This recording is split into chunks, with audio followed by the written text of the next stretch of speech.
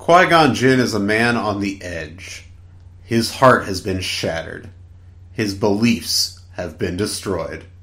And now he is dangerously close to stepping over a line that no Jedi dares to cross.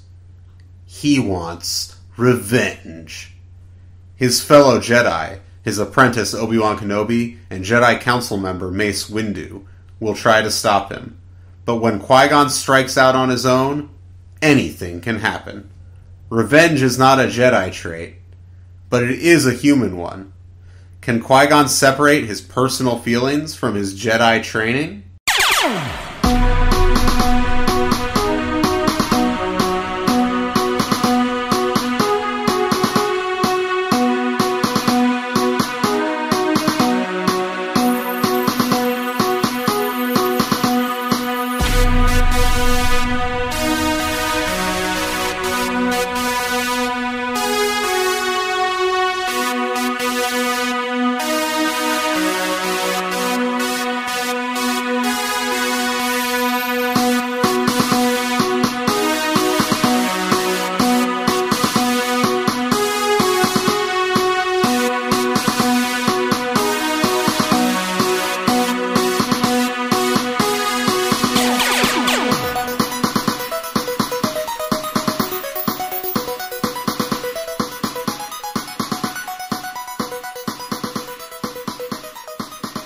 Hello, young Jedi, and welcome back to the Padawan Library. I'm Levi Peretic. With me, as always, another human, Tim May. This week, we are bringing the energy down to a palpable level. Yes. And to begin, Tim has asked to say a few words. So take it away. Okay, so I want to first say to the listeners, whoa, I just hit my table. No. Anyway, I just want to first say to the listeners that I understand that I was very high energy last episode. Yes. And I don't want to go too far in the other direction. I think when I was listening back to the episode, I listened to it yesterday, and I thought, this is actually a pretty good episode. I think it's a good episode. I don't know. Our listeners will have to tell us. Right. But that doesn't mean that I'm going to be insane every week. But anyway. I think the funniest part was when you compared the name Aretha to Erica and then just apologized to Ericas out there. Well, that bore out this week. We won't get into the book yet, but that bore out this week. I'm sorry once again to all the Ericas for ever comparing you to Aretha. So, anyway, the thing I really need to apologize for is the fact of the matter is that I was so frazzled. Apparently this extended even to the editing process because I did not include...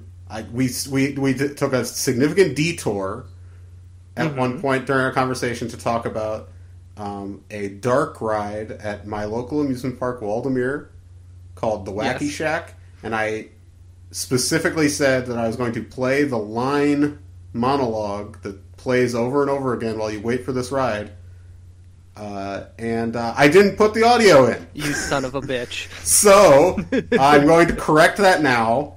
And if I forget again, then you might as well take over editing duties forever. So, I'm going to play, this is the line wait monologue for the Wacky Shack. Enjoy. Hello, Earthling. I have some instructions that you must obey when coming into my house. You must keep your arms and legs inside your car. Remain seated throughout the ride with both feet flat on the floor.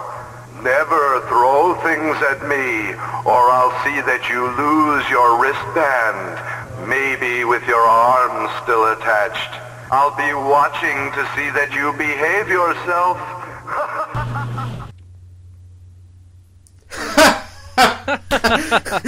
See, now, if you listened to last week's episode, I did the same thing, and you heard silence, and then us both laughing hysterically at nothing.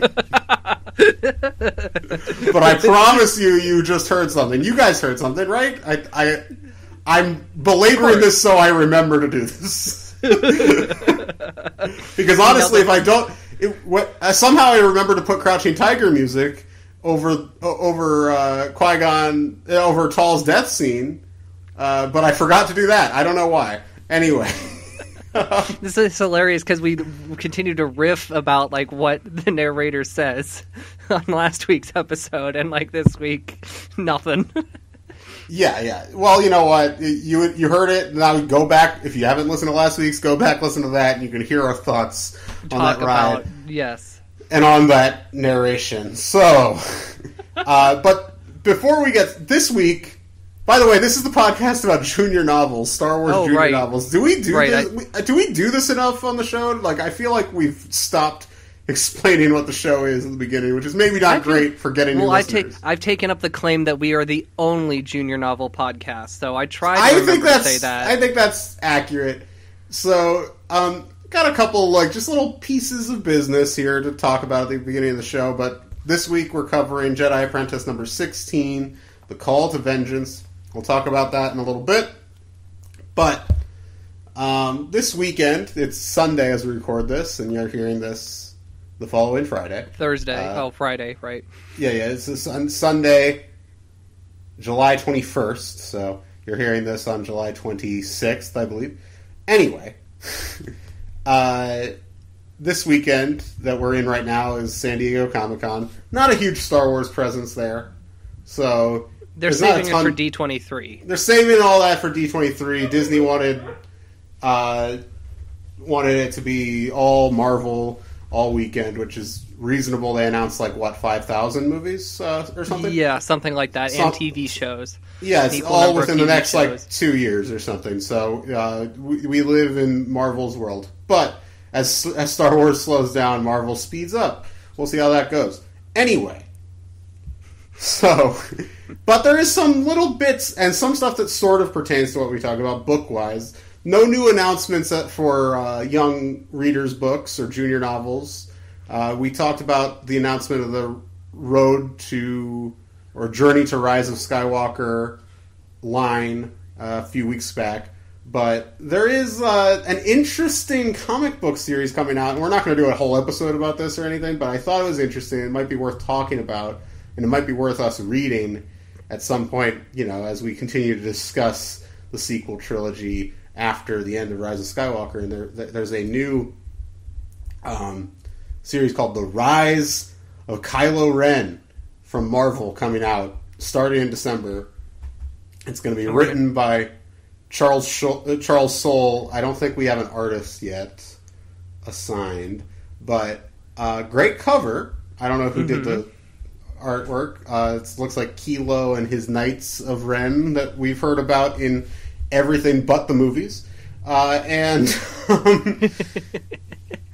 yeah, so I'm curious. It's interesting they chose comics to be the medium to tell this story. I was assuming maybe we'd get more of a big book on this, or they might even go with an animated series at some point.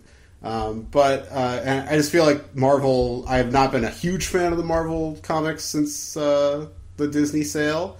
In general, I think they're very hit or miss, sometimes very good, sometimes very whatever. We'll see. Charles Soule is a solid journeyman comic book writer, but I don't think he's, of particular interest necessarily.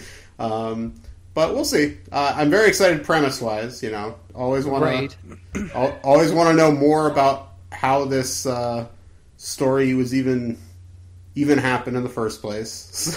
Right. Who are these guys? What are they up to? Where are they in Force Awakens and Last Jedi? What else can I say about these? I do have one mild gripe with these guys, though. They released the cover for the visual dictionary, which they didn't say who's writing the visual dictionary. I hope James Luceno, but that's not a guarantee. I don't think he's actually written some of the new ones. But these guys, it's something about their outfits, because the picture, we've seen the one picture of JJ with the bunch of them in the desert, and then there's one big on the cover. You mean Pablo Hidalgo, by the way, about the visual dictionaries? Oh, well, James Luceno's written some of them. I don't know about that. I think I have some that he's written. I think Hang on, let me look. Hold on, people. Vamp. Well, I think you're wrong about this. I mean, maybe. James Luceno. Visual Dictionary. I'm pretty sure. All right, I'm back. All right. Oh. I got 2 books here in my hands. The one is the Star Wars Complete Visual Dictionary. Did the Revenge of the Sith and the complete. I see. Yep. Now, he's on that, and he but obviously he's not going to do it. He's not been doing any of the new ones. They're all Pablo. Oh, that's true. That would be fun if he did, though. He also wrote, this is going to blow you away, the Indiana Jones Ultimate Visual Dictionary as well. So he has the only writing credit on that one. But, okay, going into my gripe about these guys. For whatever reason, the dude on this cover reminds me a ton of Rowan the Destroyer from Guardians of the Galaxy and Captain Marvel. Do you see the similarities? He's the main... I'm talking about, the Knights of Ren dude on the cover of the Visual Dictionary. I haven't looked at the Visual Dictionary. Give me a second. Yeah, scroll down that page that you sent me.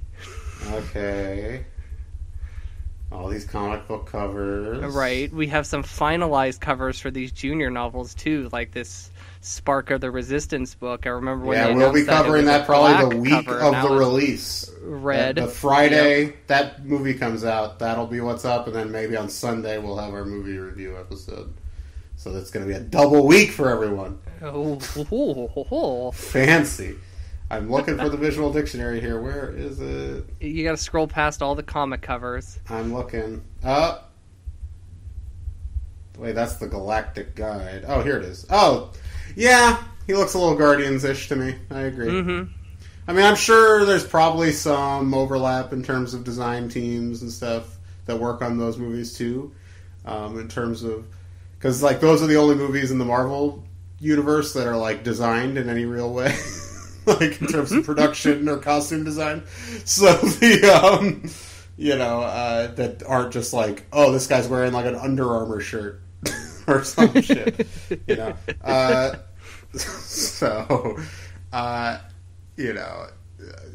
Robert Downey Jr. in all his tracksuits that he brings in from home, but I just, but, still, I wish it looked a little more Star Wars-y. Maybe in motion, or with the rest of them. The cover I was talking about was the comic book cover. I don't know if it's a cover or just a piece of key art, but that's a beautiful cover. I don't know who did that.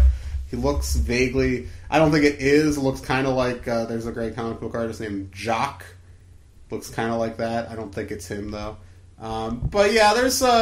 we've got some stuff going on. There's... they're doing more of those spooky Star Wars stories from IDW Comics, which is still weird to me that there's 2 separate publishers publishing Star Wars comics. That is so strange. And they're both adult. They're both adult comics publishers. It's not like one's just for kids, although they're kind of publishing more kid-oriented books, like the adventures stuff.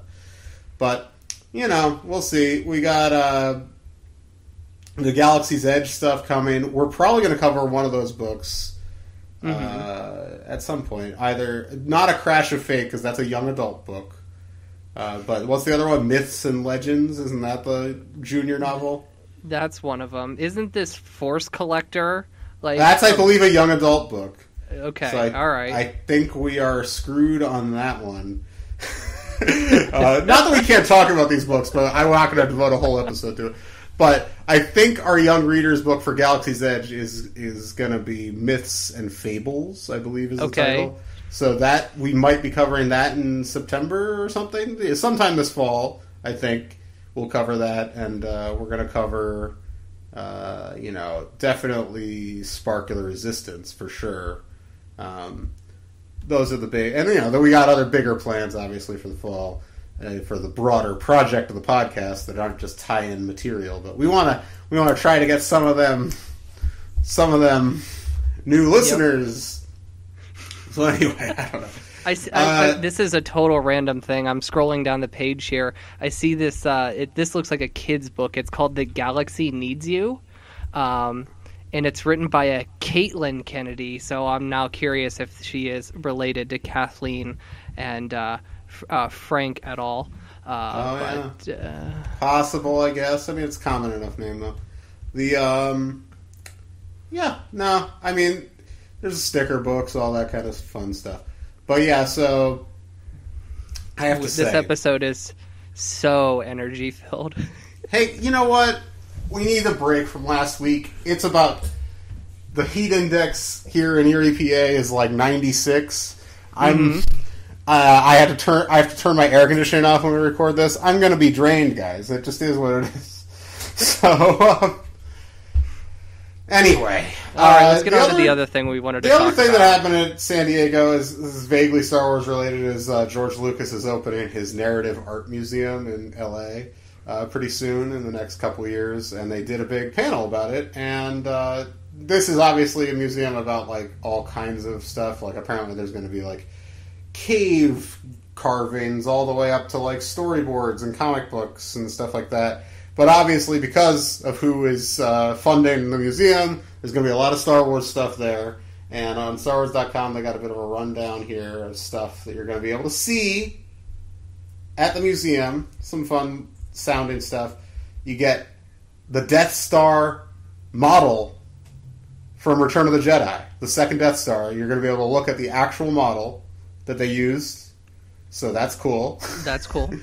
You're going to be able to look at some original Ralph McQuarrie concept art. That's cool. That's cool. Mm-hmm. All right. You're going to see storyboards from the original trilogy. Full storyboards. Cool. So that's cool. You're going to get to see Indiana Jones and Willow material also. I love that we're putting Willow on the same level as Indy Star Wars. That's cool. Somebody will appreciate that. And then all kinds of lightsabers. And that's all they really told us about. We just needed stuff to talk about in the intro, guys.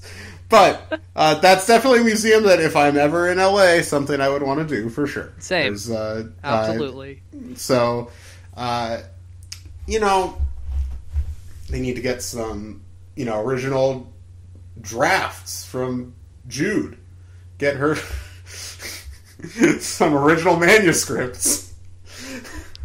I see here at the bottom of this page, they have comments. You can add comments. I see. And Andrew Gaffney, awesome article. This is just great hearing about this. I mean, this artist is extraordinary and just fabulous. And then he says, oops, article, not artist, a typo for here. I thought he was talking about George for a second. I thought he was too. He could have left it as artist because George is, an extraordinary artist. This article is just fabulous. I wonder if this guy's related to the writer of the article or something, because that's a weird comment to leave. I'm not saying that, complimenting the article's fine, but it's just a little bit over the top. It's just a summary of a panel. It's not exactly this is written by Michelle Butchman, not to be confused with Michelle Bachman. Yeah. Oh, well, yeah. Oh, don't be rude to this woman by even invoking the name of Michelle Bachman. I apologize to any Michelles out there listening. This poor woman. She's just doing her job. Anyway, so, yeah, Comic-Con, obviously a bust as far as Star Wars goes. But it's fine. Who cares? We don't need Star Wars news all the time. This podcast makes us feel like we do, because we are like, what are we going to talk about in this first half? I know. And then I feel like, but that's what every podcast is doing. So it's like, I don't know what else to do. Podcasts are done, right? Yeah. Yeah. It's everybody's over. Gotten into it. It's all done. It's all been done. We have the only podcast in the world.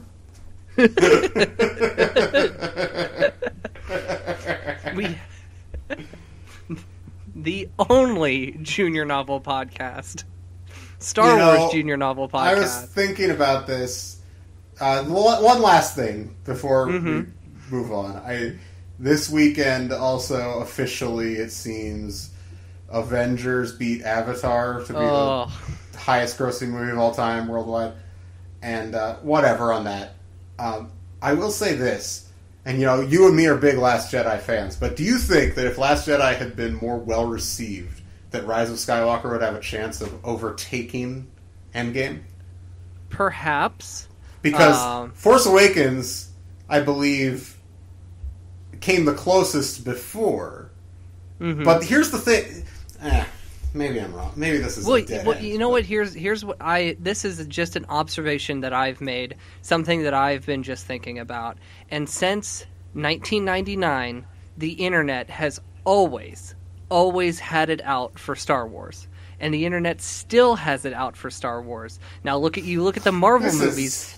Everything that Marvel does seems to be embraced by the internet. You never hear complaints about Marvel, like in anywhere. Oh, you're sounding like a DC fanboy weirdo. I'm not. Release the Snyder Cut type right now. No, ew, no. Why does anybody even want that? That baffles Whatever. me. We don't need to talk about that. I don't want to attract anyone. Any unseemly types.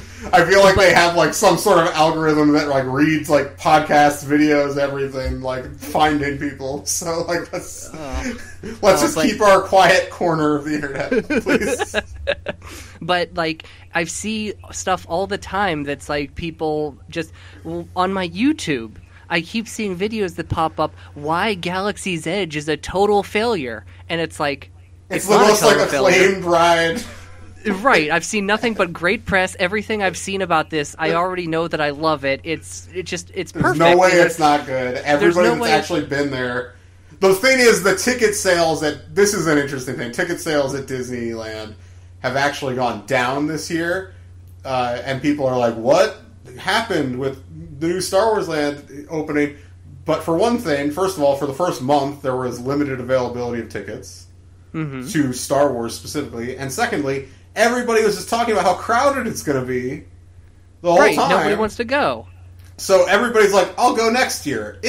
First of all, also, why are we feeling bad for Disney? Like, they're the only movie studio that will exist in 5 years. So it's very like, true. Like, I'm not feeling bad for them. They just made, like $200 million this weekend on fucking Lion King? Like, come on. Ugh. Yeah, whatever. We don't need to talk about it. So... go see like a good movie or something, right? Please. And go see Midsommar or something. Wait till next week. Midsommar and see the Tarantino rules. movie Go or see something. Midsommar. What I've heard about this too is like another thing I've heard is they raised the ticket prices twice this year at Disneyland. So that doesn't they raise help. them constantly. Right? It's impossible to go. Anybody, honestly, unless you live in the area, like. It is a thing you have to save up for like a year or two to do. Mm-hmm. Like it's not it's just not a worthwhile thing for a lot of people. So yeah, I'm blown away by how expensive it is. Like when I went, we're planning a trip and it's going to cost each of us at least like $1,000 probably. Yeah. And like just to go for a few days. It's like just for when I went for the I didn't go for the podcast, but when we started out, when I went for that one day. That one day, in terms of traveling there, paying for a campsite, because I had my trailer, and my tickets, that day cost me, one day, $500 for two people. Just one day. Now, if I had gone longer, I would have been able to stretch that out a little bit. I still would have paid more, but it would have been cheaper than that because cheaper like per day at least. Yeah, that's where they get you. Is like the more days you get, whatever. Yeah. But what I've heard is if you want to go to Disneyland right now, I've heard that all the other rides are just vacant. There's no lines anywhere except for Star Wars. So that tells me that Star Wars is doing okay. Yeah, I'm sure it's fine. These losers on YouTube, we don't need to get into this, but honestly, like YouTube is a cesspool, and it's filled with it's a cesspool filled with racists that we don't need to listen to. The whole internet is a cesspool, which is why I want to start a second internet called the Intunet, and it'll be the INTWO net, Intunet, and it will be the better internet.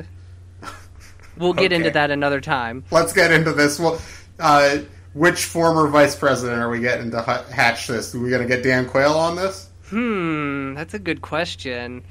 Because he's the oldest living guy, I guess, right? I think because Tim and Gore and and Cheney and Biden, and that's all we got, I guess, right now. Well, you know Gore would be down for it. Gore would be down to reinvent the internet again, you know. So, yeah, we'll figure it out. I just thought maybe we'd spice it up. He already invented the first internet. So. I know. I see the point, yeah, but... maybe we could resurrect, Spiro Agnew. All right, guys. Moving on. Let's get into this book. When we return, we will be talking Jedi Apprentice once again, number 16, The Call to Vengeance. Welcome, one and all, to the very first edition of Levi's Feeble Sketch Idea. The Death of Hope, page 142, line 29. I felt it, Qui-Gon. I felt the Force. She slapped the ground, her green gold eyes blazing. The rock, it was part of me. I was part of everything, even the air. It was just the way Yoda said it would be. Now he was envious as well as embarrassed. I can tell what you did wrong, she said, nudging him on the shoulder. You hated the rock. You fought it. I did too in the beginning. You need to love the rock. Love the rock? Yes, what the rock is cooking! That sounded silly. Qui-Gon wanted to tell her that, but he knew what she meant. And suddenly, he didn't want to hurt her feelings. I have an idea for a sketch. Okay. This concludes the first of many of Levi's Feeble Sketch Ideas. Welcome back to Padawan Library. I'm Tim May, here as always with Levi Apprentice. Hello. Hey, so, this week, we return once again to Jedi Apprentice. The days are numbered when I can say that phrase. I know, and I'm going to be sad when it's over. We only got a few more episodes, man. So, this one is with the last book, which was The Death of Hope. Yes. The Death of Hope ended with the death of Hope, but also the death of Tall, which we talked about last week. And Tall, of course, the love of Qui-Gon's life. They had just kind of committed themselves to each other as more than just friends and colleagues in the previous book, The Ties That Bind. And then she's taken from him in tragic twist. And so this book, The Call to Vengeance, you look at the cover. We talked about the cover a little last week, but you got the cover, and Qui-Gon's looking really pissed. Extremely pissed. Yeah. And Obi-Wan's looking extremely worried, and Mace Windu is looking extremely sweaty. Yeah, well, and we'll talk about Mace a lot in this book. He has a bit of a prominent role, certainly more than he's had in any of the previous books, when he's just kind of been a stern guy. And he's still kind of just a stern guy in this book, but we got him doing a little more here. So, well, like we said before, he's just overrated. I swing back and forth on Mace all the time. The performance is so strong. I'm such a big Sam Jackson fan. But, he's the best. But the character Mace Windu is a bit of a stick in the mud, he's a stickler for the rules. Yeah, but that doesn't make him a bad character. That just means that you would be annoyed by him in real life. Those are two different things. So, anyway, so that last book, remember, they were on, of course, New Apsolon, and there's a huge, complicated political situation. Please listen to the previous 2 episodes to get the details on that. We'll try to re-explain stuff as we go if we need to. But, so Qui-Gon ends that book very angry, ready. He talks about how he wants revenge, which is something, of course, a Jedi should not be talking about. And that's where we left the characters, and where do we join them in the Call to Vengeance? We begin with a glass blue column that has been erected in honor for the memory of Tall. If remember, this is a tradition on New Apsolon. They erect columns to pay homage to those who have been hurt or murdered by the Absolutes. The column was the idea of Manex. If you remember, Manex is the wealthy brother of dead Supreme Governor Rowan, who was the successor of murdered previous Governor Ewan. That's a little refresher. Now, Obi, he of course still doesn't trust this Manex character, obviously because he's wealthy, and Obi-Wan never trusts wealthy people. He seemed just way too nice to them, but he always got that little reminder. It's like, but Qui-Gon likes this guy. I don't know why, but Qui-Gon does. So, since Tal has died, Obi-Wan has been sitting outside her room where Qui-Gon has remained this entire time. He's trying to find a way to support Qui-Gon, and it's in this moment that he realizes that Qui-Gon's feelings for Tal ran beyond friendship. He realizes that Qui-Gon loved her. So Obi-Wan, he's sitting out in the hall and he's doing some reflecting on Tal, and believes that she was the one essential in Qui-Gon taking Obi-Wan back as an apprentice after the Melita Dawn ordeal. I guess he's never had this confirmed to him, but this is something that we know from reading the book. She always felt that he was going a little too hard on that Obi boy. She understood Obi-Wan's perspective and why he made the choice while Qui-Gon didn't, and he's grateful that she did that for him. So anytime a Jedi dies, it's Jedi policy to contact the Jedi. And Obi mentions this to Qui-Gon, who barely acknowledges that Obi-Wan is in the room. So Obi-Wan, he has to call, and he gets Yoda on the phone. And Yoda, he feels for their loss, and he tells them that a Jedi team is on their way.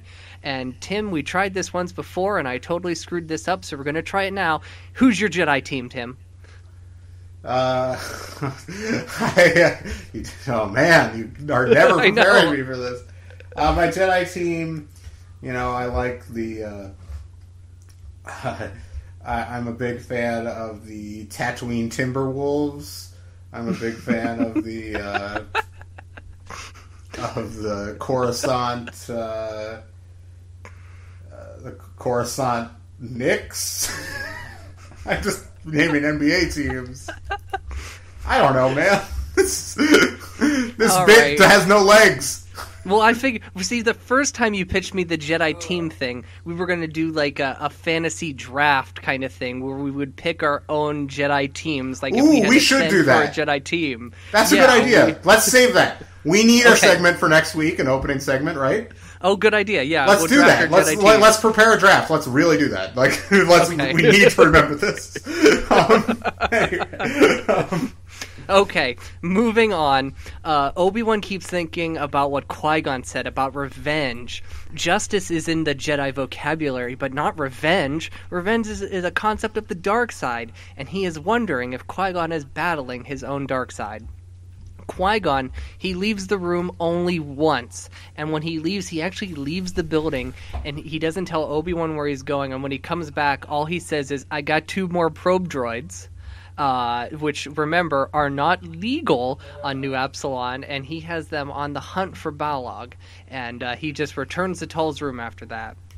So Qui-Gon, he finally comes out of Tal's room, only to ask if the probe droids have returned, and Obi-Wan informs him that they haven't. But he takes the opportunity to pick Qui-Gon's brain over the other leads that they got in this case. Now, here they are. Aerotha is saying that her sister Alani, and Alani doesn't know that Aerotha knows that Alani is in cahoots with the Absolutes. Or is she? So that's one of them. And then where did all the Absolutes go when Balog blew their hidden base at the quarry? And that list of absolute informants, Balog certainly doesn't have it, but what about that Russian Oleg character that helped Tal escape? So Qui-Gon, he doesn't give a shit about any of this political bullshit. He says priority number 1 is Balog, and then they can leave. He's gonna take out Balog, and he's just gonna leave the whole government in shambles. So Obi is quick to point out how he said, I can leave. That's how he phrased it in the book. Qui-Gon says, number 1 is Balog, then I can leave, not we can leave. Ooh. So Qui-Gon then retreats back into Tall's room, and then moments later, our Jedi team arrives. It's none other than Mace Windu and Obi-Wan's great buddy, Bant. Okay, so the fact that Mace is here, super fucking big deal.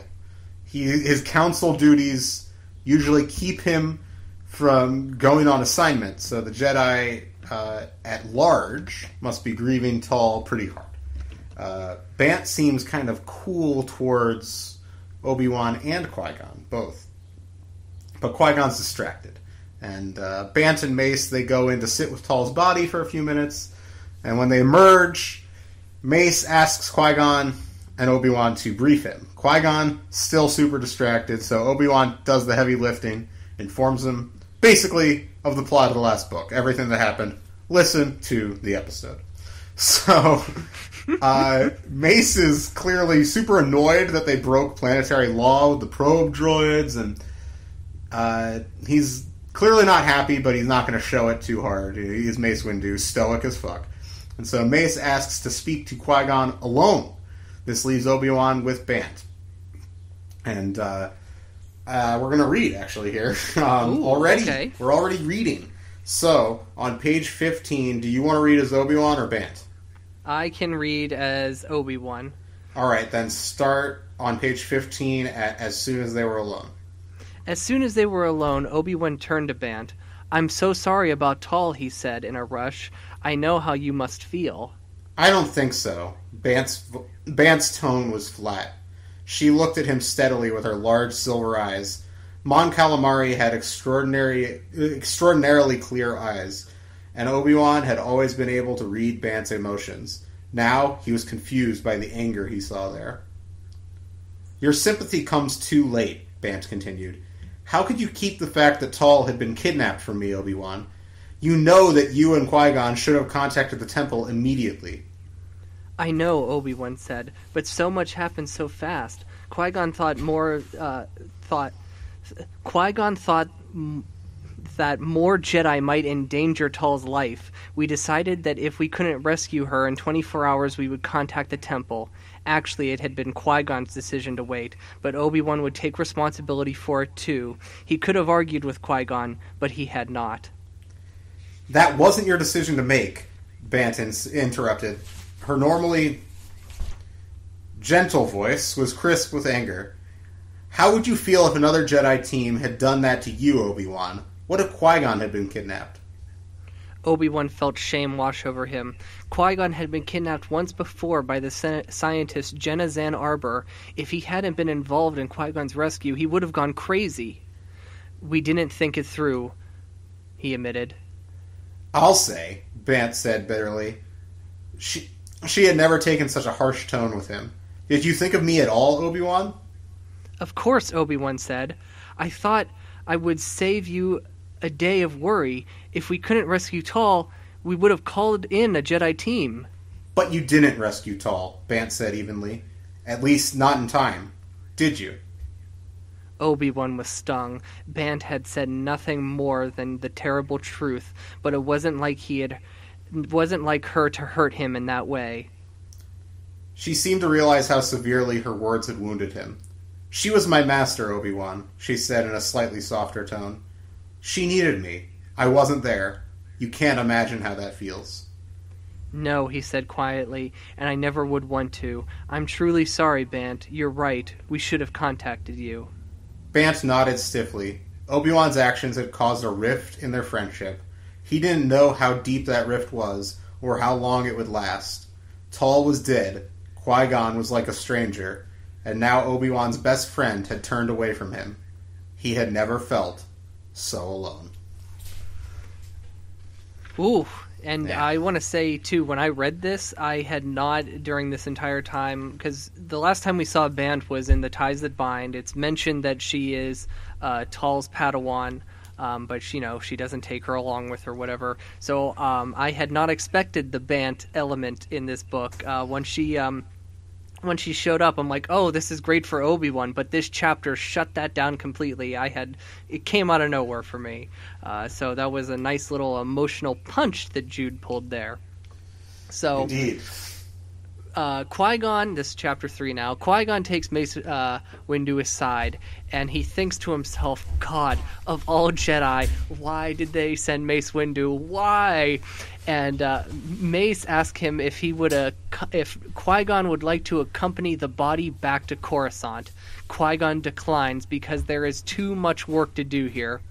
Qui-Gon, he makes a conscious effort to hide his anger from Mace. There's a moment here where Qui-Gon is actually clenching his fist, and he's afraid that Mace Windu will see this. It'll be a dead giveaway in his body language. He knows that his anger isn't in check, but he doesn't need a stern talking to from old stick-up-the-butt Windu. I have written in my notes. Mannix returns and he meets the Jedi team. He is happy to receive them at his home. However, he's got some big news to report.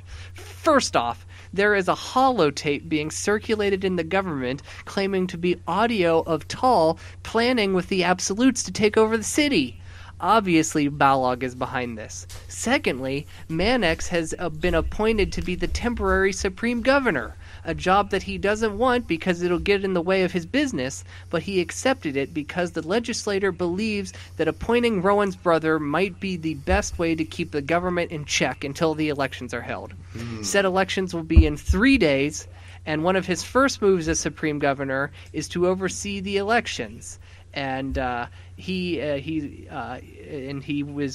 formally asked the Jedi, will you guys please oversee the elections for me? I'm asking an official Jedi request. So Qui-Gon here would have said no, but Mace says yes. Annoyed, Qui-Gon stays quiet, but inside he's fuming mad. He wants to hop into a speeder and drive in one direction as fast as he can. He is that mad.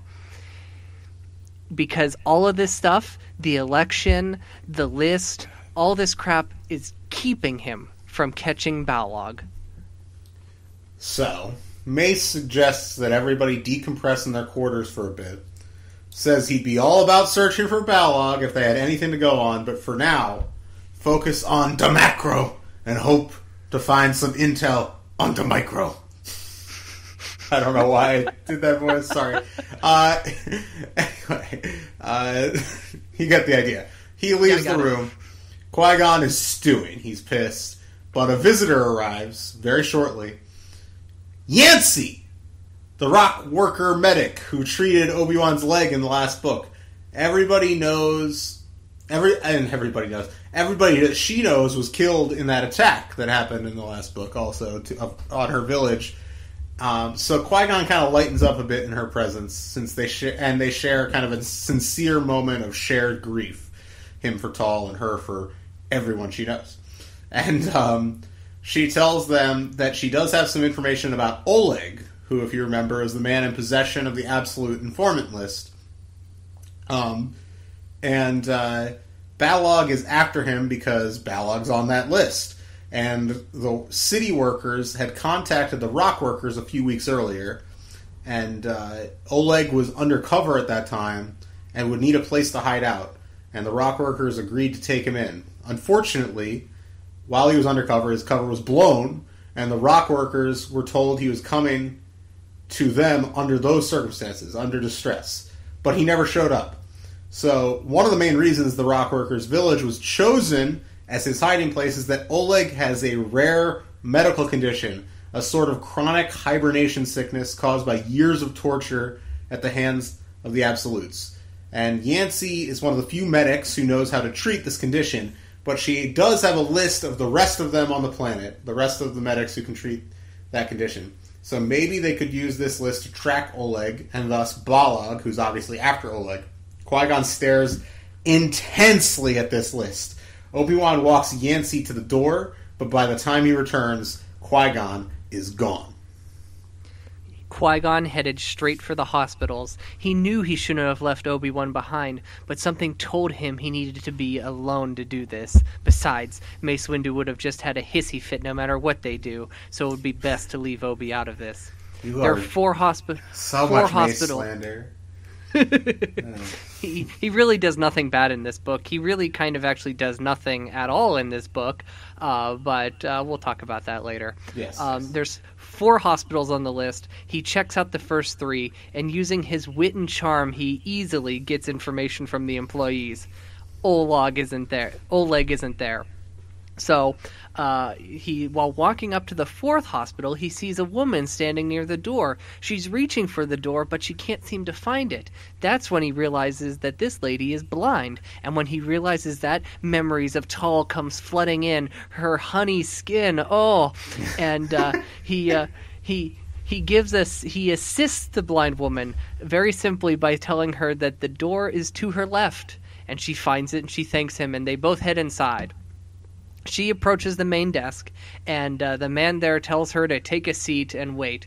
Qui-Gon approaches the main desk, and he pulls out this sob story. "Oh, my nephew Oleg is sick. I was hoping you could tell me if he's here." However, like Mace Windu, this desk character is a stick in the mud for the rules and will give no information. Suddenly, there is a clatter. A bunch of chairs are falling. The blind girl, she's falling over herself, throwing chairs all up in the air, and Qui-Gon watches her, and it seems like she is doing this deliberately making a commotion. She even knocks over a vase of flowers, which causes the desk guy to go run. He's like, "Oh, my vase!" And when this happens, Qui-Gon ducks over the desk, checks the screen, and finds an address for Oleg. Oleg has a doctor's appointment in 2 weeks, and he put a temporary address in. So, on his way out, he thanks the blind woman, and he heads for the address. But he's not there. He's checked out. But somebody suggests that he check out the cafe nearby. Sure enough, Oleg is there, and he is a nervous fellow, unlike Oleg Burov, who from the TV show The Americans, who stays calm and cool under pressure, especially when the Russians have believed that he aided FBI agent Stan Beeman in the capture of one of their own operatives. Oleg always stayed cool. No spoilers for The Americans, but I love Oleg, and I hope our government did right by him after the wall fell. That's all I'll say. Yes. Just hashtag justice for Oleg. I said no spoilers. That's a spoilers. that just is a spoiler. It's not a spoiler. At the conclusion of the show, it is open-ended as to what happens to Oleg, so that might be a spoiler. I don't know. So Qui-Gon approaches him, and it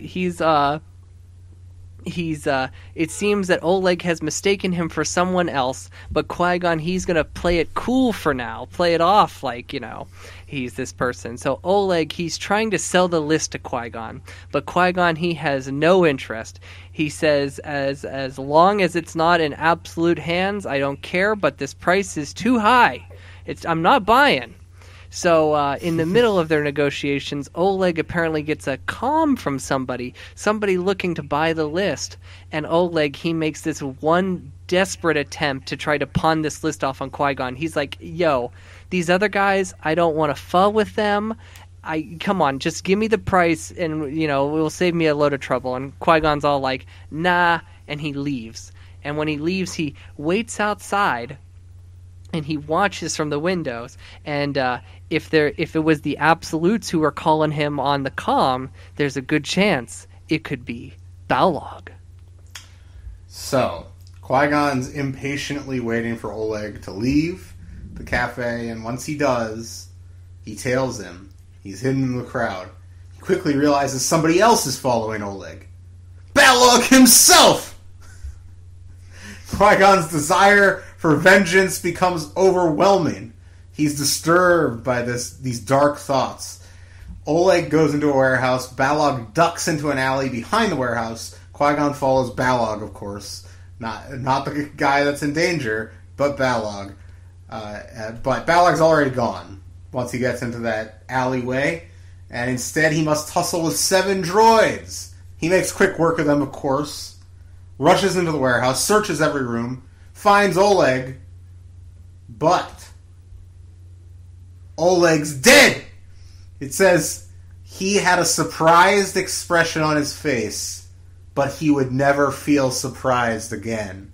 Ooh. That's how the chapter ends, and I wrote here in my notes, Judy, Judy, Judy, Judy. I wanted to say, too, about this chapter. This chapter, took me aback because I loved the structure of this chapter. And I have written here, this may be one of the best action scenes in the series. Yes. And I kind of outlined how this chapter works. And let's address this chapter as a scene. So we open, and it's very silly because Qui-Gon, he's waiting outside the restaurant. And he's afraid he's going to become suspicious, so he keeps moving around. He ducks to the corner. Then he's across the street watching him from a food cart. That's hilarious. Then when Oleg comes out, it becomes a chase scene, and this chase scene because he's trying to get him through the crowd. He's losing Oleg in the crowd. Then he sees Balog. The entire time you can just hear the Hans Zimmer score going here. That just lots of clicks, very tense clicks going on. Some Dunkirk type shit you're talking about. Yes, exactly. It feels like it's about to explode. You see, he's not doing the score for the new Nolan movie? What? He's not? Yeah, it's the Ludwig Göransson, the Black Panther / as we know him, Community guy. That's very interesting. We'll see what happens. I guess Zimmer's busy or something. I don't know. Yeah, hopefully that's not a permanent breakup. I love those two together. I hope not either. They make a great pair. Qui-Gon, he mentally struggles with some dark thoughts. Then a choice is made. The choice is to go after Balog. That becomes this heavy action scene, and in movie lingo we would call this a set piece. Yes. Yes. Then Qui-Gon, deep movie lingo set piece. And then Qui-Gon must face the consequences of his choice, which is Oleg being dead. And then the question is, will the policeman's partner find out about this? It's a great chapter, I agree. I did not describe the action scene probably as thoroughly. It's hard to describe the action scenes, but if you read the book... Without just reading it, Yeah, read the book. But... Chapter 7, I'll get off of the Chapter 6. Mace is, no surprise, unhappy about Qui-Gon going rogue on him.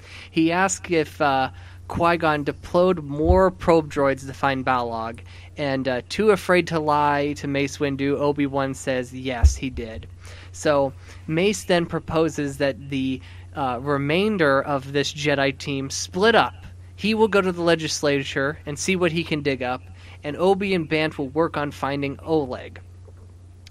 Being that they don't have the list that Yancey gave them, they have to find Yancey again. So for Obi-Wan and Bant, they first must track down Lenz and Irini, who Lenz just so happens to be hiding at the same hideout he was before. He's luckily there. And then they tell her where Yancey is staying. They go to Yancey and they get a list of other hospitals. They check out the hospitals in the same order that Qui-Gon did. First 3-0, they end up at the fourth one, and they meet the same jerk receptionist that Qui-Gon had to deal with. He has clearly never seen a Mon Calamaran before. So Bant fakes this emergency where she has to be submerged in water or else she'll die. Every 4 hours. Every 4 hours. And of course, they make a big stink, and the guy, he doesn't believe it, and then a guy who is in the waiting room comes up, and he goes, "Oh, yes, I've heard that too. They must be submerged. Do you want this on your record if she dies?" Funny that this random pedestrian just came into their aid, who clearly knew nothing himself. So when they take Bant away, Obi-Wan, he steals the records, and Bant gets to take a quick dip, and this leads them to the hotel where Oleg was staying at, where a guy at the desk, they ask him, "Is this Oleg character here?" And he goes, "Too many people are asking about this guy. I don't have any answers." So, at a dead end, they reluctantly contact Mace, who informs them that a body has been found not that far from them. He tells them to meet him there. So the Jedi team pulls up to investigate. Local officials who were ordered by Mannix to allow the Jedi to be involved in the investigations have already identified the body as Oleg, and Mace notices that there is a lightsaber cut in the door and a whole bunch of destroyed probe droids where clearly a lightsaber was used. So he deduces that Qui-Gon must have been here. So Obi-Wan is worried that Mace Windu believes that in a fit of vengeance, Qui-Gon could have killed Oleg. But this worries Obi-Wan too, because he thought this as well. So, meanwhile, Qui-Gon found, by Oleg's body, found Irini's pendant. We remember Irini, of course. And she was one of the workers. She worked at the museum, all that stuff. You guys all remember. Read the books. Listen to the episodes. So, he goes to Lenz's house. Remember, Lenz is the primary leader of the workers, and him and Irini are close. Goes to her house to find her, but she's approaching with groceries. Qui-Gon tells her that he knows she had seen Oleg that evening. She admits it, says that she posed as a buyer in an effort to get the list and bring him in. Even though he betrayed the workers, she understands trickle-down economics is a lie, told to you by the rich, all that stuff. So people have desperate, people get desperate in these circumstances. So she gets it. But Qui-Gon suggests that perhaps Oleg attempted to sell the list to multiple people, thus multiplying his earnings, and thus giving him more of a chance to bring himself out of this life. And so he also suggests that maybe him and Irini should work together, because they have the same goal ultimately. But Irini evades. She says that she needs to get this tea up to Lenz, and that she's not feeling great or something like that. Alone with his thoughts, Qui-Gon realizes that the list is the key. Is the list an absolute good? Is it life? Movie references? With the elections coming up... with the elections coming up, politicians have the most to lose from the list coming out, because if they're revealed to be informants, then their career is over. So, much as he hates to admit it, Mace was right. He needs to go to the United Legislature. But it's already nighttime.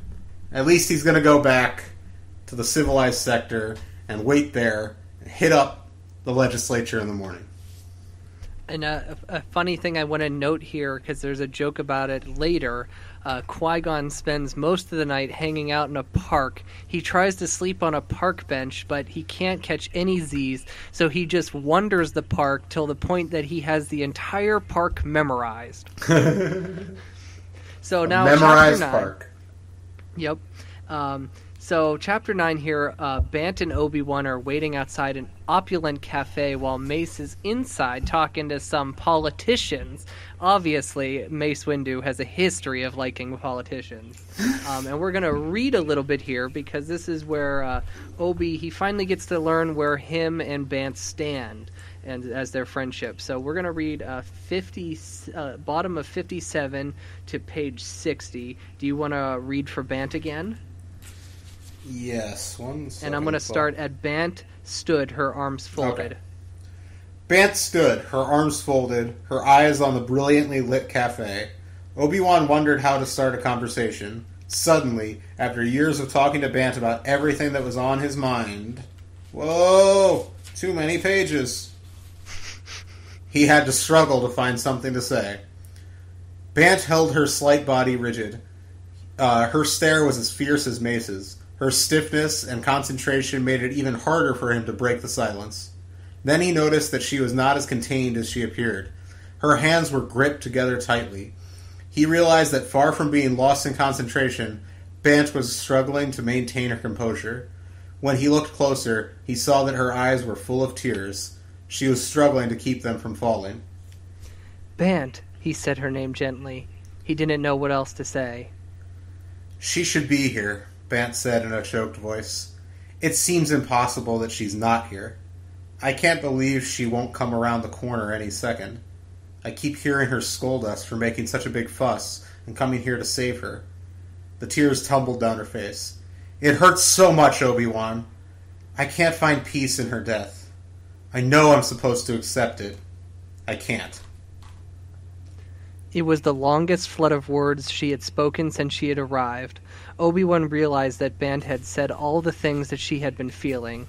It did seem impossible that Tal was dead. He knew a part of him hadn't absorbed it. He knew he was focusing on his worries about Qui-Gon so that he wouldn't have to. "I know what you mean," he said. "When we found her, she was so weak. Never for one moment I thought she could die. Tal was so strong. She was as strong as Qui-Gon." "Did she say anything?" Bant asked timidly. "Anything before..." "She was too weak to talk when I saw her," Obi-Wan said. "Qui-Gon was with her when she died." "I'm glad such a good friend was there," Bant said. Obi-Wan hesitated. He did not know whether he should speak, but didn't he owe Bant this confidence? Maybe it would help to close the gap between them. "I think Qui-Gon and Tal were more than friends," he told her. "Here on New Apsolon, something changed. That's why Qui-Gon is grieving the way he is." Bant turned, surprised. "You mean they loved each other?" Obi-Wan nodded. Bant looked down at her clasped hands. "Then it is even more sad, isn't it?" "Yes," Obi-Wan said. "It's the saddest thing I've ever seen. That's why I'm worried about Qui-Gon." Bant reached out and squeezed his arm. Obi-Wan was happy to feel the spontaneous gesture. "We will help him, Obi-Wan," she promised. And for the first time, Obi-Wan felt that maybe they could. Great stuff there. Incredible stuff. She deals with... Jude. Yeah, exactly. Jude deals with death better than most writers in her position often would, I feel like. It's just... it usually hangs over the books for a while, like even into the next installment and stuff. She doesn't let it go. Mm-hmm. And I think that's impressive considering the type of book it is. So right, and with the type of book that it is too, like death sometimes can be so easily glossed over. They tried to sugarcoat it, and right. Jude does not do this. She brings she brings very close to what genuine emotions are when it comes to death. So she's very impressive that way. So Mace, he returns, and while they didn't find out much, he did learn one little tidbit. Legislator Plenty has announced that she is going to run for Supreme Leader, which is a surprise because this politician usually keeps a low profile. So Obi wonders if maybe she bought Oleg's list. So they decide to head to her house, and surprise, surprise, she's already dead. But there's also a probe droid that she managed to blast before she died. So security arrives, and they figure out who the probe droid belonged to. And they pull Mace aside, and they go, "Yo, that probe droid belonged to Qui-Gon Jinn." Oh, ooh. Shit. Also worth noting that the reason she might have been targeted is because the reason she might have decided to run despite her obscurity is that she probably had come into possession of the list. Mm-hmm. And so that's why she was targeted, of course. Anyway, Chapter 10. Qui-Gon. He's been talking to people in cantinas all night. He's heard that Alani and Mannix both have a lot of support in the imminent election, but not much in terms of finding a list or Balog. At dawn, Qui-Gon is sitting drinking some tea when he overhears someone talking about some Jedi named QG Jinn being a suspect in the murder of Legislator Plenty. What's he gonna do? What's QG Jinn? What's QG Jinn gonna do, Levi? Anyway, he needs a disguise if he has any hope of investigating in the legislature building like he had planned. So he buys a robe and headdress common on the planet Rorgam at a thrift store and poses as a businessman. He gets through the security check at the legislature, no problem. And his plan is to pose as a wealthy Rorgami businessman with cash to burn, baby. So, maybe someone will want to sell him something. Info? The list? Anything? While Qui-Gon's talking to some random dude about, some deal, some cool deal he's about to crack down upon. Okay. He spots Aerotha and Alani walking through the corridor. Alani is surrounded by throngs of supporters, but Aerotha notices Qui-Gon and discreetly signals for him to meet her in a conference room.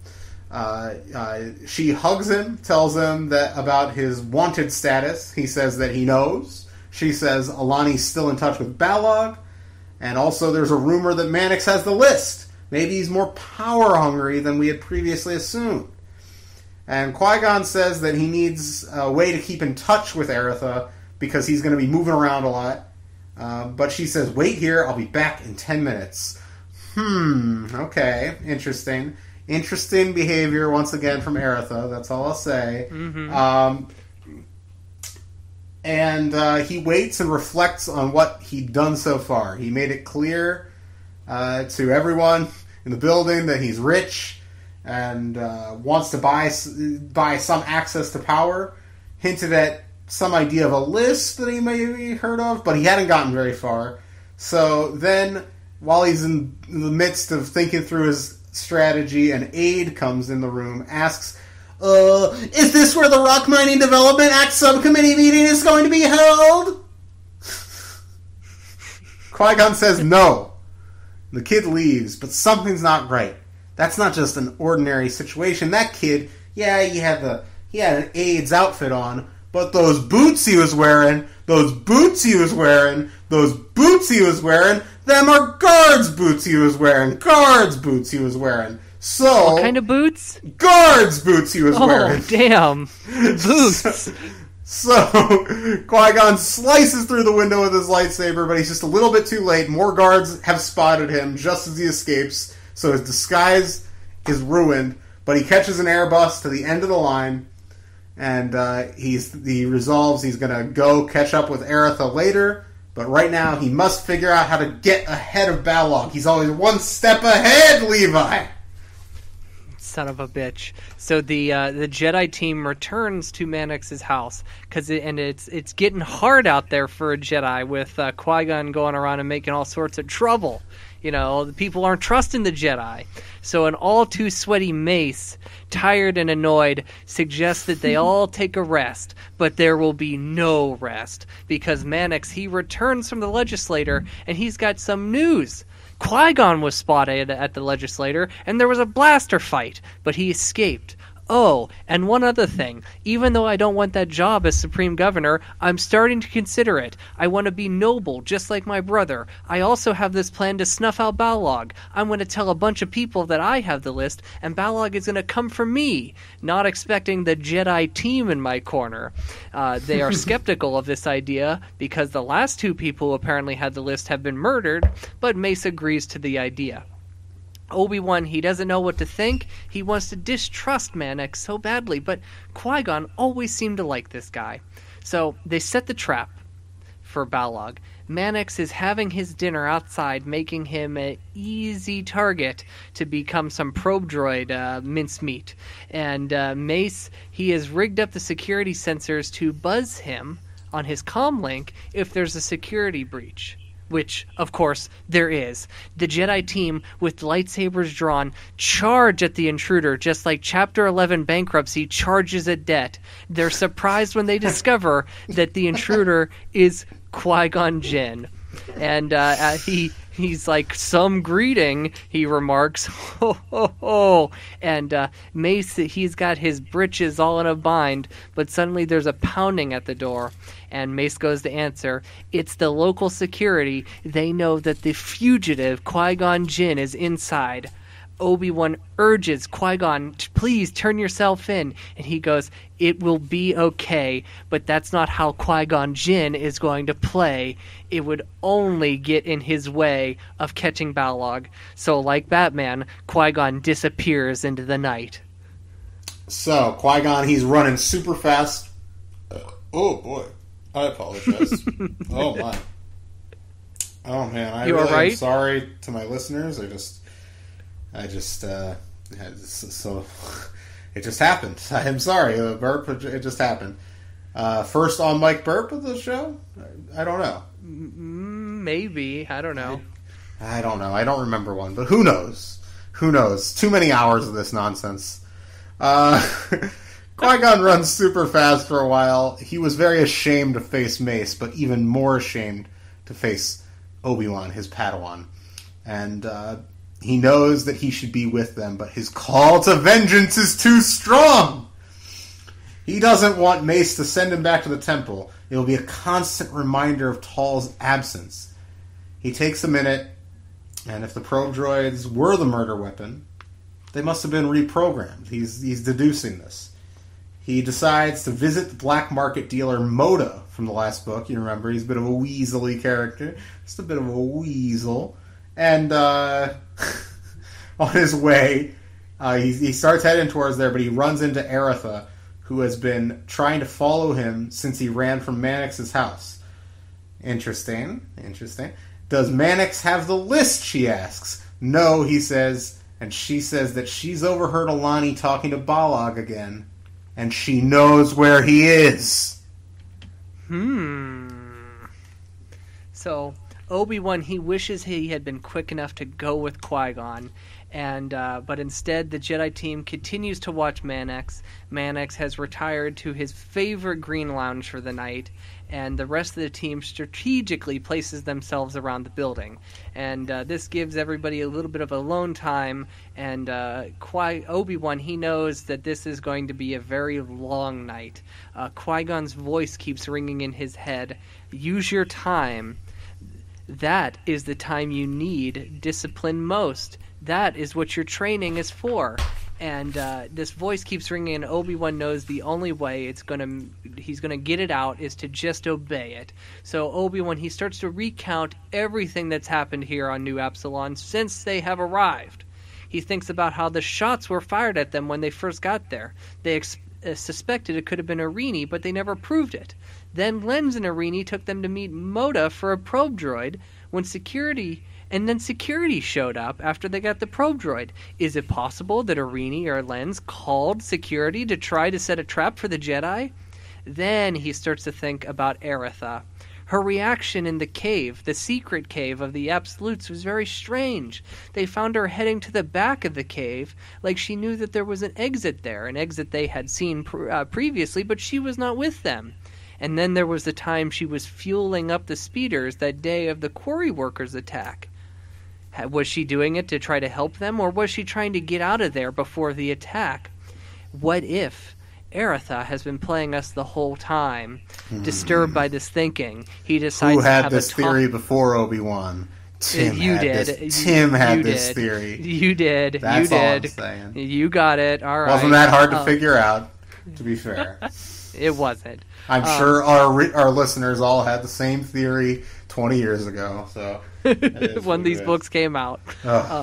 So Obi-Wan, he goes to talk to Mannix, and Mannix confides the same suspicion about Aerotha and Alani. He has no proof, but it's enough to worry him, and that is the real reason he's running for Supreme Governor.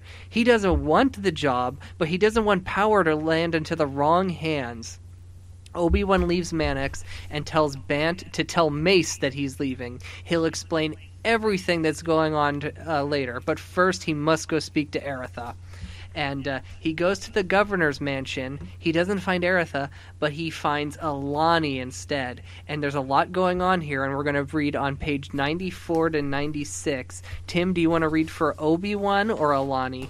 I would love to read for Alani. All right.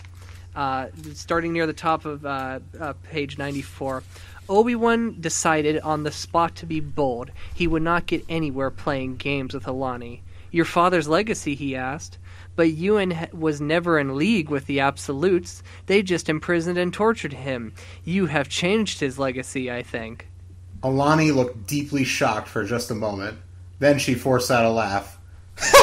You're joking! No, I'm making a point, Obi-Wan said. He took another step to her. I believe you are nothing like your father. Alani took an involuntary step back.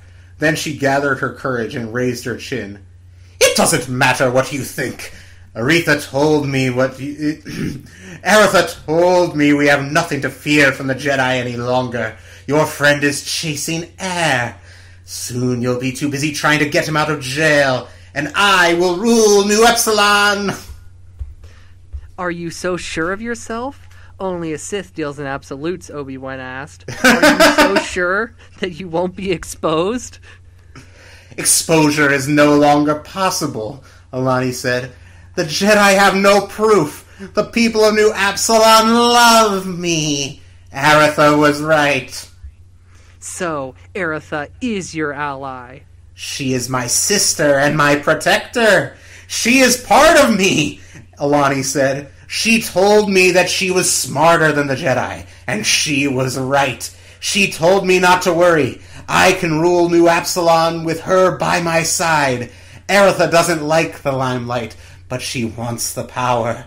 I like it when people are around me and want to talk to me. So I will rule, and she will tell me what to do the way she always has. She told me she would take care of Qui-Gon, and she is doing just that. It was so simple a child could do it, and we are not children anymore. We never had a childhood. Our mother died. Our father was imprisoned. Then he became ruler, and we never saw him. So we can take the only thing he left us, his good name, and make something of ourselves. That's what Aretha says. He had to keep her talking. Alani, he saw, was not as clever as Aretha. What about Tal? He asked, ignoring the surge of anger that rocked him with the mention of her name. The anger would flow through him and pass. She was kind to you, and you betrayed her. She was useful, Alani said, cooling for a moment. Or coloring for a moment, I'm sorry. Mm-hmm. I didn't think she would die, but Aretha says that she will be useful again. Because of Tal, Qui-Gon will trust Aretha without thinking. He will go with her wherever she wants, even to World Security Headquarters itself. That is how smart my sister is. She planted a tracking device. What? Sorry. She planted a tracking device on Qui-Gon today at the legislature. We've known where he is at all times. She will lead him right to security headquarters, and he will follow her. If he escapes, it doesn't matter. They'll find him anyway. Isn't that a clever plan? It was all he needed. Without another word, Obi-Wan whirled and ran. You're too late, Obi-Wan, Alani shouted after him. Just like you were too late for Tal. Oh. Damn. So... It's evil. A dastardly plot. Everybody's a suspect. Incredibly evil stuff. So... And Alani and Aretha are going to rule like Bush and Cheney. Oh, Jesus Christ. We live in a terrible place. It's I hate everything. Obi-Wan... Obi-Wan! He rushes towards the World Security Headquarters, where he sees Qui-Gon and Aretha together. He screams a warning to his master. Droids and guards come running and attacking. Qui-Gon and Obi-Wan make quick work of the droids and then run. Aretha is pissed. Obi-Wan catches Qui-Gon up on all the goings-on that we just read. Qui-Gon finds the tracking device on his belt and throws it away, leading the guards on a wild goose chase. And Qui-Gon muses that the sisters' confidence in their plan must mean they have the list, so they can stop chasing the list. Maybe Balog isn't the killer of Oleg and Plenty, is a suggestion made by Obi-Wan. Obi-Wan suggests that perhaps Balog isn't the killer of Oleg and Plenty, but I saw him right before Oleg was found, Qui-Gon says, and Obi-Wan suggests that maybe Balog was following you, Qui-Gon, and not Oleg. And Qui-Gon must say, perhaps that is true. That may be true. So, Qui-Gon... and there's just a very tiny bit. I'm just going to read the whole thing. It's very short. Page 101. here it says, "Where to next?" Obi-Wan asked. He hoped his master would allow him to stay by his side. He had already decided that if Qui-Gon told him he must return to Mace, he would not go. "Moda," Qui-Gon said. "He holds the key." So there we go. Our two boys together again. Back together. There's still a bit of a journey to go on for Qui-Gon, but, things are beginning to feel right again. So, and I want to note one thing here. On page 100, while all this is going on, Qui-Gon, he takes them on a zigzagging path through the park. And Obi-Wan notes here, he seemed to know the park well. So, in all these books, if it is mentioned, if something is mentioned prior, it will almost always pay off in these books. It's like the Back to the Future screenplay. It pays off.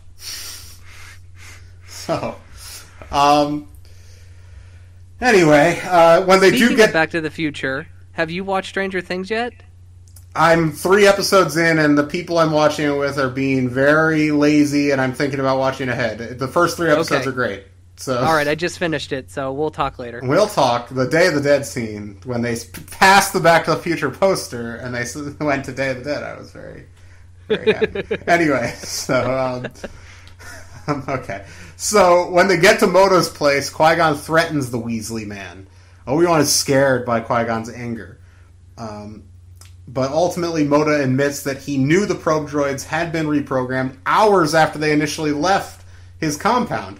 A break-in had happened. He's not sure who's responsible. The authorities found out that the droids were bought by Qui-Gon from Moda, who just gave it up.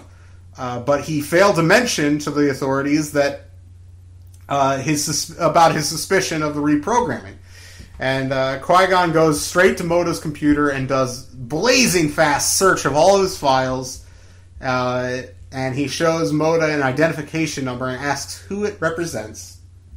And Moda answers, Irini and Lens. Oh, no. No. No.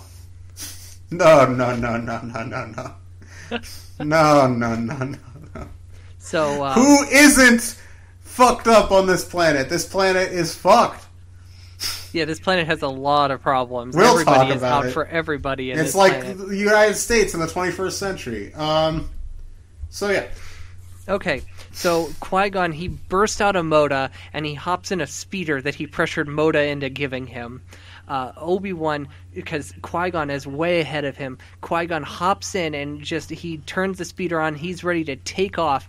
Obi-Wan, who's barely in the speeder, he's like barely in the seat, he's holding on. He gets in, Qui-Gon guns it, and they're heading for a tunnel, and the doors at the end of the tunnel are not completely opened yet, and Qui-Gon, he is heading straight for the door. Obi-Wan is all tense. It's this hugely tense scene. The door starts to crack open. Qui-Gon looks at Obi-Wan. He says, hold on, and he guns it, and he tilts the speeder to the side just enough so that it squeezes through the door, and they take off. And Obi-Wan, he's very, very worried at this point because Qui-Gon is white hot, that white hot lightning heat, and he's worried that there is nothing he can do to cool his master. And they arrive at Lens's hideout. They pound on the door. Lens greets them in his PJs, and Qui-Gon powers his way inside. "Where's Irini?" he demands. Lens tells them she's here, but she can't talk. She's ill. Qui-Gon, he starts opening the doors until he finds her. But when he finds her, he stops. He finds her shivering on a sleep couch. They ask her what's wrong, and Lens informs them that she has been shot and is refusing treatment. Qui-Gon is quick to ask, "Who did this to you?" And she tells him, "It was Balog. He took the list from her." Qui-Gon almost chuckles. "So you had the list the whole time?" And she says, No. I stole it from the senator." Qui-Gon and Obi-Wan exchange a glance. "Wait, does that mean you, Irini, killed the senator?" Irini confirms her suspicion. She didn't want anybody to die, but the list was too important. Nothing could get in her way. Oleg, too. He betrayed the workers and tried to sell the list. If he had just turned it over to them, none of this would have happened. But why? Why let Qui-Gon take the fall? This is what Qui-Gon, he needs to know. Why me? And she says, it was not her intention, but she couldn't come out publicly and be like, hey, he's innocent, it was me, I would give her up. So that makes sense. But why? Why is this list so damn important? And this is where Lenz, he chimes in. It was for me, he said. I am on the list. I am an absolute informant. What? He's the leader of the workers, and yet he's an informer of the absolutes? No one can be trusted on New Absalon. And he says it was a few years ago. They royally tortured me, and now Balog has the list. He will cross his name off the list, and he will discredit me and all his adversaries. No one can stop that now, and I'm not going to let Arini die for me. I'm calling a medic. Then Lenz informs them that they have gotten word from their spy in the governor's mansion. Remember they referenced that they had a spy in the governor's mansion 2 books ago? Well, they have discovered a tunnel under the governor's mansion that leads straight into the Absolutes Museum, which, if you remember, the Absolutes Museum is the old headquarters of the Absolutes, and the museum is closed, and what a better place for Absolutes to hide than in the Absolute Museum. No one suspects the Spanish Inquisition. So Qui-Gon, he looks at Obi, and he's like, it looks like we're spending a night in the museum, buddy. Oh, where's Ben Stiller, baby? They approach the Supreme Governor's residence through these tunnels, and Obi-Wan calls Mace and catches him up. Mace tells them to wait for him, but Qui-Gon's already slicing his way in from underneath. So he's like, sorry, Mace. So they get in there, and they encounter, pretty immediately, Aerotha. And we're going to read here most of the rest of this chapter. Okay, what page are we on? We're going to start on page 116. And I will start here. Do you want to read Aerotha? I already did Alani, so... Sure, I'll read Aerotha. Okay. So, they burst into the storage area.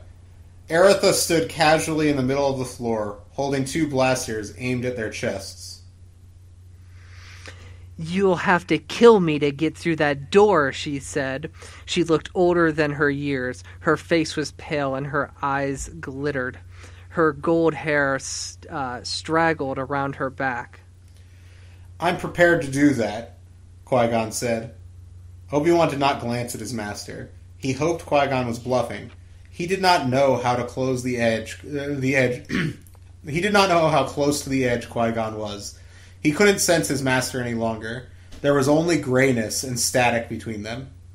You think I will not attack you because you are a young girl, Qui-Gon said. But the moment you set out on your path to power, you took on the consequences of an adult. You are responsible for Tal's death. I am not responsible for Tal's death. I am not responsible, Aerotha said shrilly. Others have survived the sensory deprivation device. Why couldn't she? She was a Jedi. She was locked in it for days, Qui-Gon said. Far longer than any absolute prisoner. He spoke in a flat, unemotional tone. Somehow he had pushed grief down so far that it did not tinge his words. That worried Obi-Wan more than his earlier display of anger. Did this mean that Qui-Gon had now accepted his revenge and was willing and ready to act on it? I didn't have anything against Tal, Aerotha said. She was a casualty of war. We brought her here because we knew she would come. Everything was all planned. We needed a Jedi presence to first cover us. With the Jedi support, the rest would be easy. Balog would kidnap us, and Rowan would resign. Alani would run for her post. Then we found out about this list. Balog was on it. We knew Rowan had it. We knew he was waiting to expose Balog. He thought Balog had been his friend. He didn't want to expose him, but he would. Everyone would know that Balog had been an absolute. It would have spoiled our plans. We had to get that list. You think, as head of world security, that Balog would be helpful, but he was useless. He leaked the information to the absolutes that someone stole the list. Only he didn't bring it to Balog. He kept it so he could sell it. We didn't know who it was. Oleg, Obi-Wan said. He wanted to keep Aretha talking. He was uneasy about how Qui-Gon's urgency had changed to a deadly calm. He could feel through the Force that there was no serenity in this calm. Qui-Gon was staring at Aretha as though she was an obstacle, not a person. Yes, just our luck. The Absolute who gets his hand on the list turns out to be a worker spy, Aretha said. But all we knew then was that someone had it. We needed help. More help than Balog could give us. We needed someone with brains and courage. It was lucky that Tall was coming. I knew we would get her to help us without knowing it. She was generous that way. She would do what we asked. She still thought of us as helpless young girls with no mother or real father. Qui-Gon closed his eyes. We let her think it was her idea to infiltrate the Absolutes. We knew she'd find out about the list and try to get it for us. She trusted you, Obi-Wan said. Aretha shrugged. Everyone trusts us. That's our advantage. We are the daughters of the great hero Ewan, the great hero who barely spent one day with his daughter's presence, but passed them off as strangers to Rise, the great hero who only thought about his planet. Passed them off to strangers to Raise. Passed them off to strangers to Raise, the great hero who thought only about his planet, not his own flesh and blood. Aretha's lip curled. Why shouldn't we use that trust? Tall did everything we asked and more. When she was escaping with Oleg, we thought she had the list, but she didn't bring it to us, so we had to take it. Everything was completely logical. If Tall had only told us the truth, she didn't have the list, she wouldn't be dead. Balog would have killed her anyway, Obi-Wan said. You don't know that, Aretha said, craftily. He might have let her go. You're lying, Qui-Gon said flatly. Maybe, Obi-Wan was shocked at the cruelty in Aretha's eyes. Oh, I'm sorry, that's you. Oh, maybe. Obi-Wan was shocked at the cruelty in Aretha's eyes, like a large creature playing with a tiny one before gobbling it up. You'll never know. Maybe it's your fault that Tall is dead, Qui-Gon. Obi-Wan saw the color drain from Qui-Gon's face. He saw his hand move toward his lightsaber. Obi-Wan could wait no longer. He threw himself forward at Erica. I'm sorry, Erica's everywhere. He threw himself forward at Aretha, who had locked eyes with Qui-Gon, taunting him. His leg shot out, knocking one blaster from her hand. She screamed, but he was already twisting behind her, grabbing her other wrist and wrenching the blaster from it. He tucked both in his belt. You hurt me, she cried, grabbing her wrist. Qui-Gon, hurry, Obi-Wan urged. His master hadn't moved, but at his words, he rushed forward toward the tunnel entrance. You killed her, Qui-Gon! Aretha screamed as they accessed the tunnel door. Live with that, if you live at all. Oh, shit! So, they rush down the tunnel. They know Aretha will be sending droids sooner than later, but Qui-Gon, he doesn't have time to sit and wait. They reach the end of the tunnel and easily cut through the door into the Absolute's museum. That's when the droids show up. They easily cut through the droids, and when there's only 2 droids left, Qui-Gon tells Obi-Wan to finish them off, and he runs off ahead. He makes his way through the museum and finds an absolute goon who, when he sees Qui-Gon, goes running. And Qui-Gon runs after this goon only to find out that the Absolutes have activated a battle droid display that was at the museum. And these battle droids, unlike the droids they just battled, have battle blasters on their heads, their arms, and their chest. So Qui-Gon has a much harder time getting through them. But finally, Obi-Wan shows up, and they make quick work of the droids. So Obi-Wan asks, where's Balog? And there's a small section on page 125 that I'm going to read. Obi-Wan leaned over to take a breath of pure air. Where do you think Balog is? The question seemed to echo inside Qui-Gon's brain. He realized he hadn't given much thought to Balog's whereabouts. He had only charged ahead. That wasn't like him. I'm not thinking clearly, he told himself. I'm reacting, not acting. He realized that this meant he was on the edge of his control. But even as he recognized this, he recognized something equally as chilling. He did not care. So they take down another set of battle droids, and then they finally find Balog in the tech center. And we're going to read 3 pages here, starting at 127. And I'll let you read for Balog, Tim. Are you on the page? Yeah, where are we at? 127. Qui-Gon took in the small dark eyes, the small pursed mouth, and the round head. He focused his hatred on this man. Here was the man who had watched Tall's health deteriorate slowly, day by agonizing day. He felt nothing. Here was the man who not only recognized that he was slowly crushing an extraordinary spirit. This little evil man.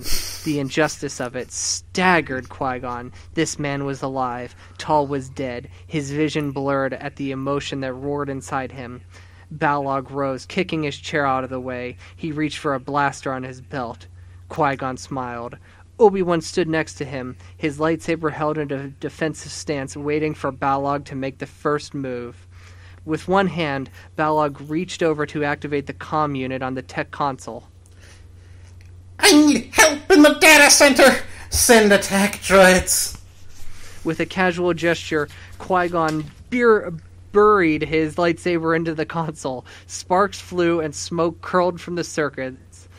Balog fired. Obi-Wan sprang forward to deflect it. The blaster fire was nothing. It was merely a momentary barrier between him and Balog.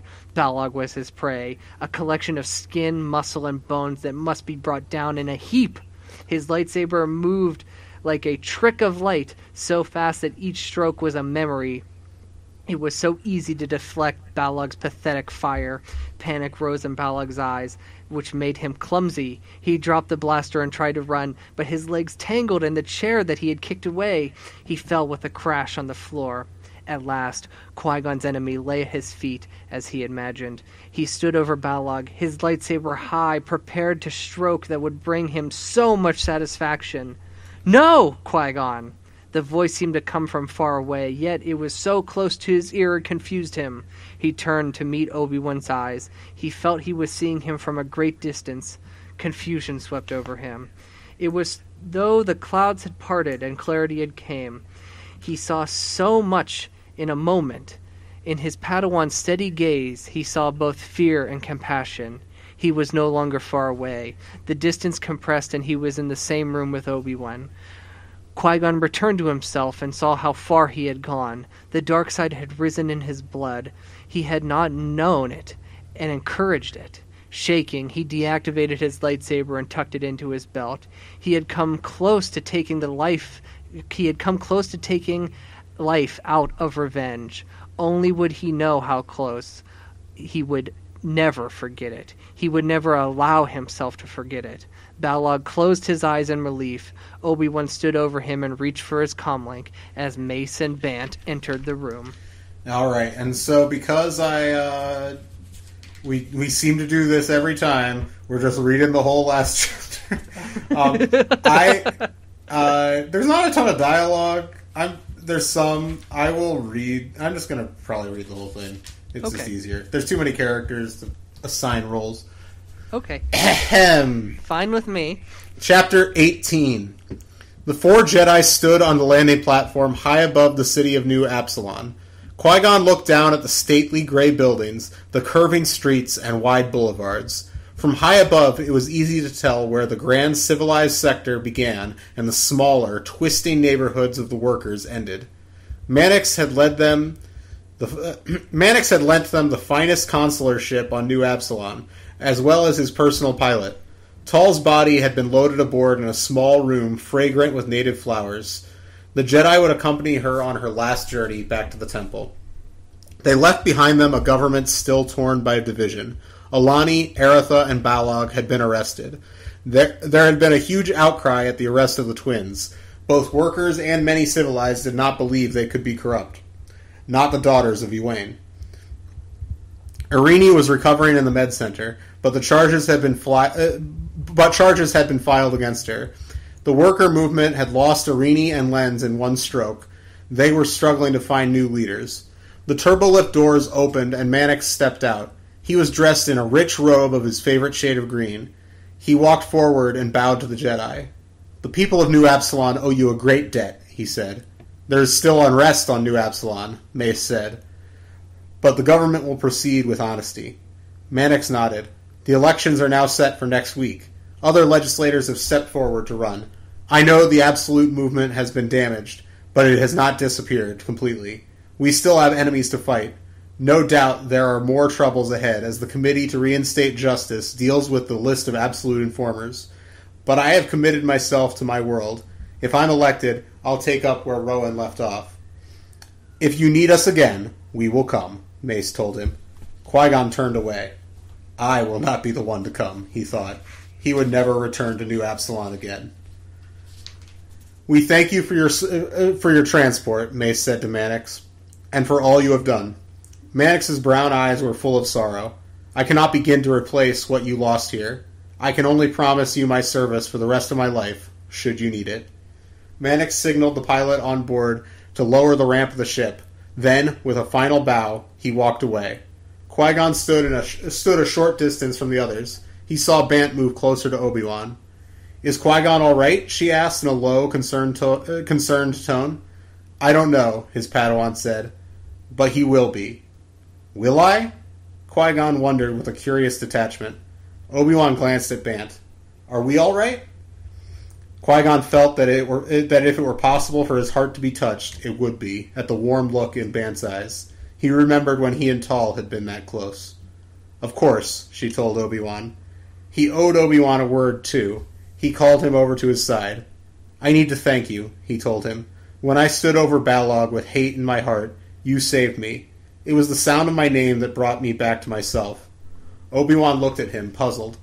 "But I didn't speak." Qui-Gon's heart swelled. It had been Tall. Of course it had been Tall. The voice had been so near and yet so far away. It was her voice, soft and warm, a voice he had heard rarely, and a tone, he now realized, she reserved only for him. She was still with him. It should have helped him to know that, but instead, fresh agony ripped through him.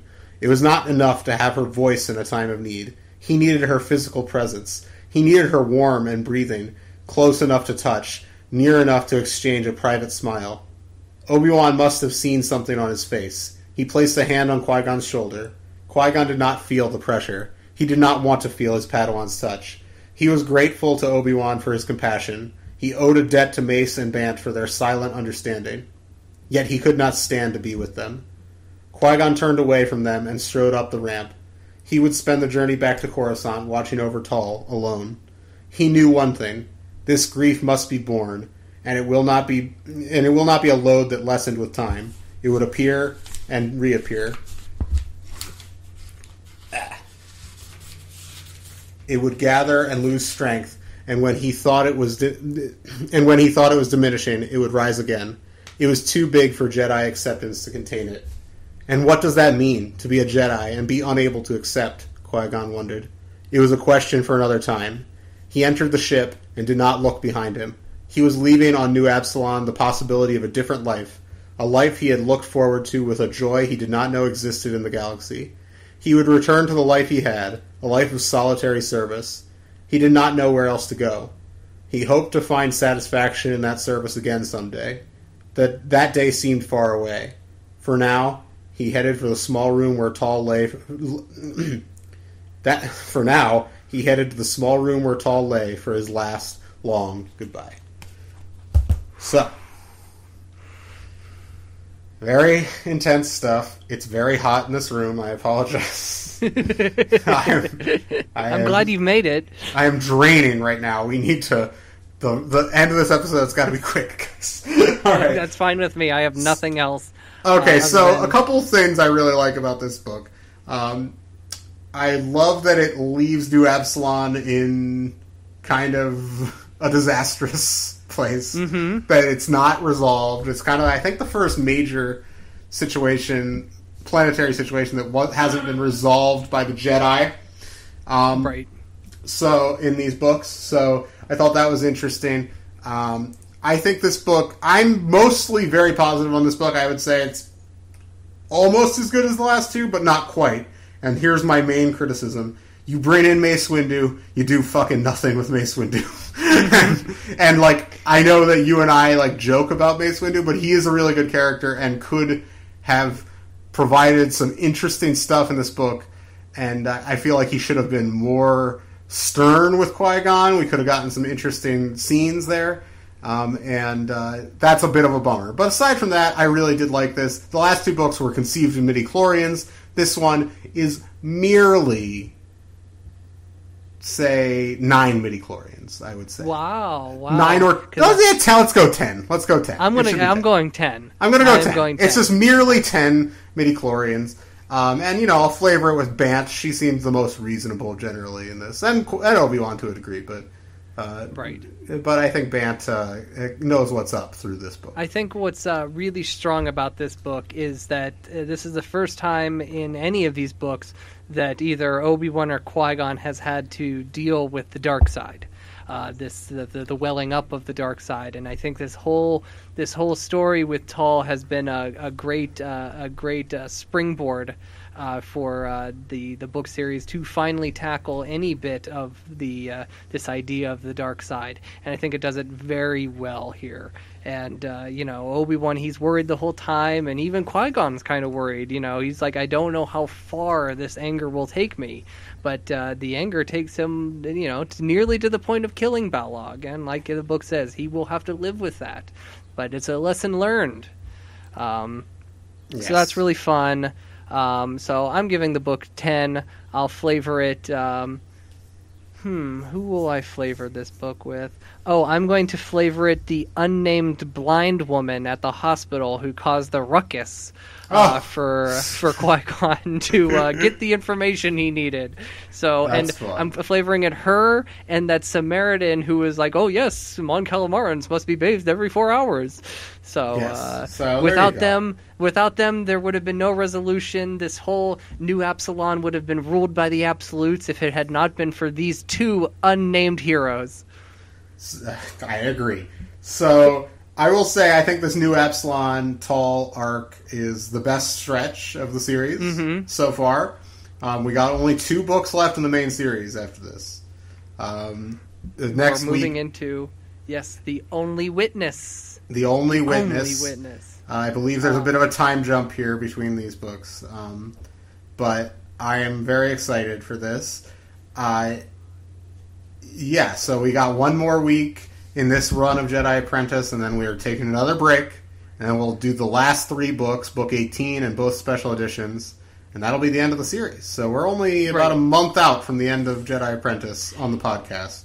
So get ready. Also, when we're done with Jedi Apprentice, remember we're going to talk about Master and Apprentice, the new Claudia Gray novel. Not in the way we normally talk about books. We're just going to kind of casually discuss that book, because I don't want to take notes on a real novel. Same.